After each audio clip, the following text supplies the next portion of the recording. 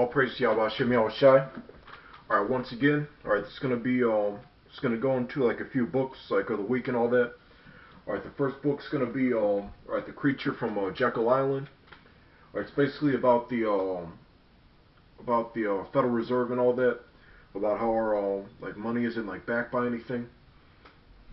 Like it's not like like legal tender and all that, because like the one section of your dollar bill, like before this happened, would used to say it will be like redeemable for like gold and silver or whatever.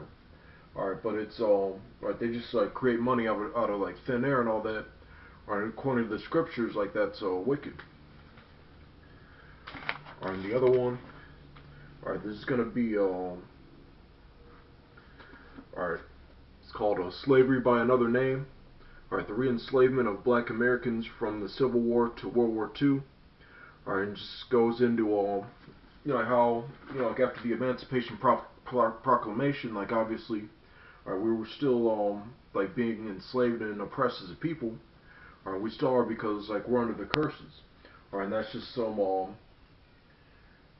like documentation like that it's outside the scriptures, but it links up with the scriptures because like it goes into like the curses and all that. Alright, but first I'm gonna get the scripture that I always get in this series. Alright, it's Ecclesiastes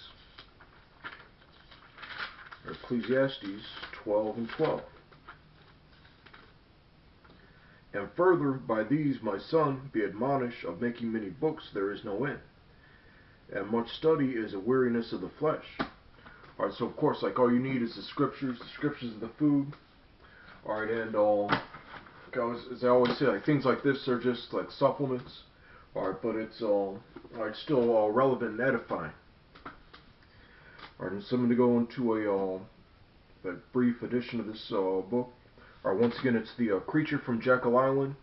Alright, by G. Edward Griffin. Alright, a second look at the Federal Reserve. Alright, here's the description at the back. Alright, where does money come from? Where does it go? Who makes it? The money magician's secrets are unveiled. Here is a close look at their mirrors and smoke machines, the pulleys, cogs, and wheels that create the grand illusion called money. Alright, a boring subject, just wait. You'll be hooked in 5 minutes. Reads like a detective story, which it really is. Alright, but it's all true. Alright, kind of like the scriptures.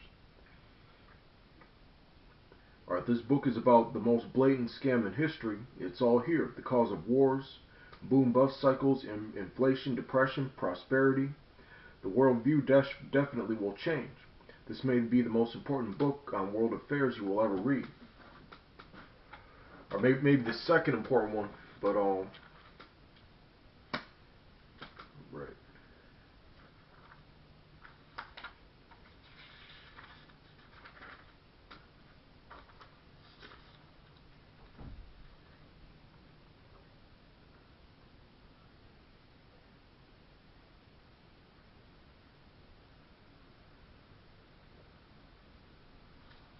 Alright, so the first issue I want to address is like according to the scriptures, what's money? What's the concept of being rich or wealthy? Alright, is it just get an example. Alright, is it this? Alright, it's just a alright, this is called a Federal Reserve note. Alright, it's just it's basically like an IOU. Like it's like it was made to like basically like generate debt. Alright, but real wealth according to the scriptures comes with like gold and silver, which are precious metals. Alright, and also comes with like property you can actually trade and barter. Like let's see, livestock, produce. First I'm gonna get. It's like livestock and produce like are some of the main things. So Genesis chapter 4.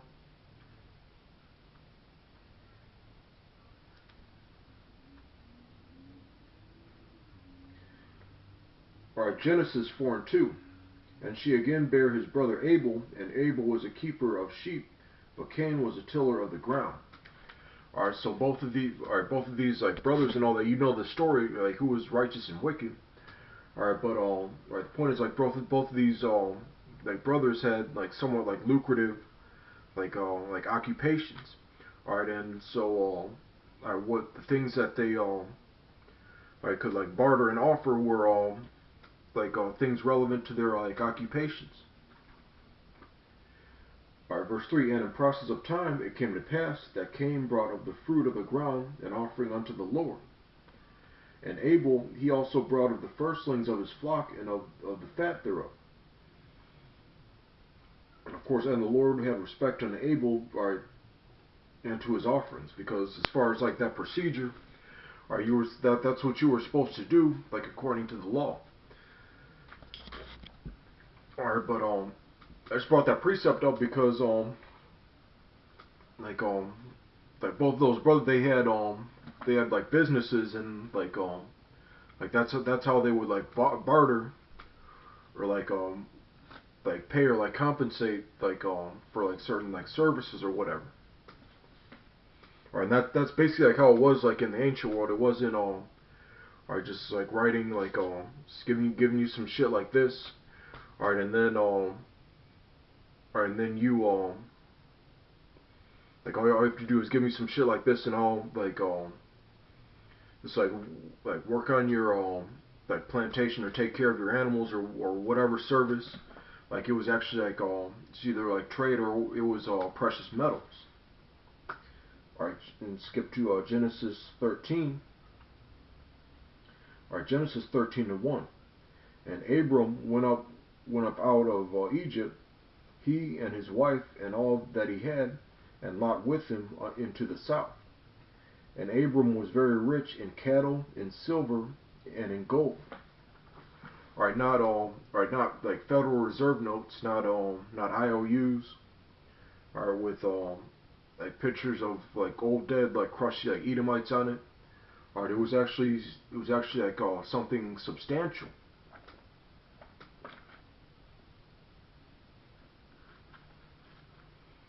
Alright, so let's see what the scriptures say about like having like a monetary system, alright, that just like generates debt. Being Habakkuk.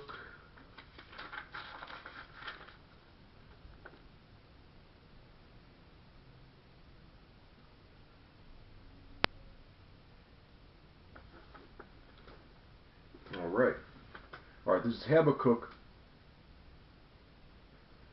Alright, Habakkuk 2:4. Behold, his soul which is lifted up is not upright in him, but the just shall live by his faith. Alright, of course, that's going into like the difference between like Esau and like the elect.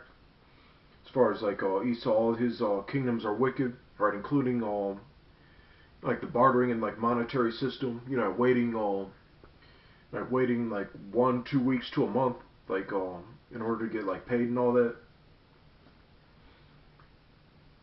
Alright, verse 5. Yea, also, because he transgresseth by wine, he is a proud man, neither keepeth at home, who enlargeth his desire as hell, and is as death, and cannot be satisfied, but gathereth unto him all nations, and heapeth unto him all people.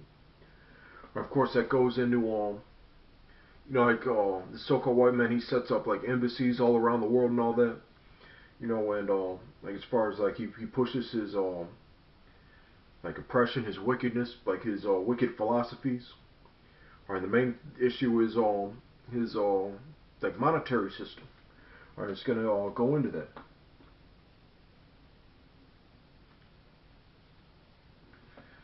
Alright, verse 6. Shall not all these take up a parable against him, and a taunting proverb against him, and say, Woe to him that increaseth that which is not his! How long? And to him that ladeth himself with thick clay. And that word clay goes back to the way how to say it in Lashon Kodash is Ibatya, which means debt. Like it says like destruction unto him that keeps on like increasing debt. Verse 7. Shall they not rise up suddenly that shall bite thee, and awake that shall vex thee, and thou shalt be for booties unto them. Alright, that's mainly like if, like these so-called white people and these other nations also. Alright, we're the ones that they're going to be tributaries unto us in the kingdom. Alright, but you know, like if or you keep on stealing and generating debt, like all these other nations are going to start like plotting against you.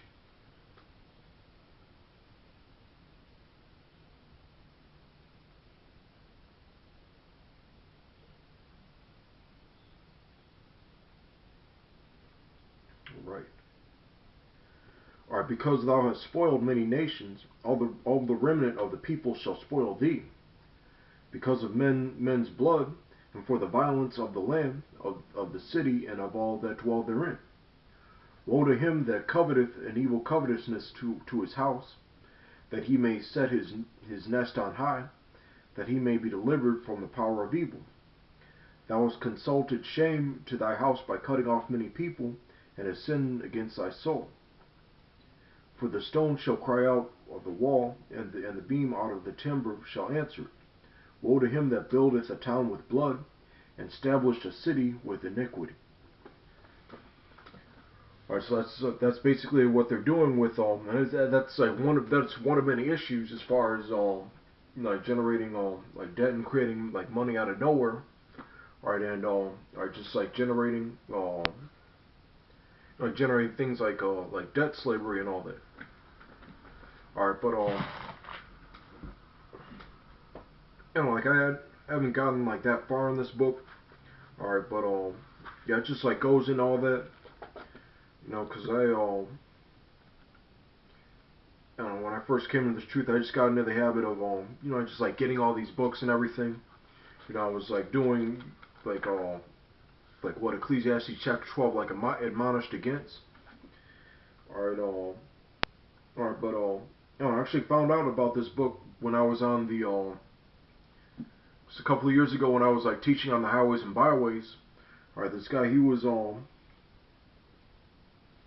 like he just came like right across the street. He said he'd like seen me a few weeks, so he just came, and I don't know, we had like a decent conversation and all that. Like he bucked up against like a few things, but then like you know, we got in, like he started like mentioning this book, and so I don't know, I just decided to get it.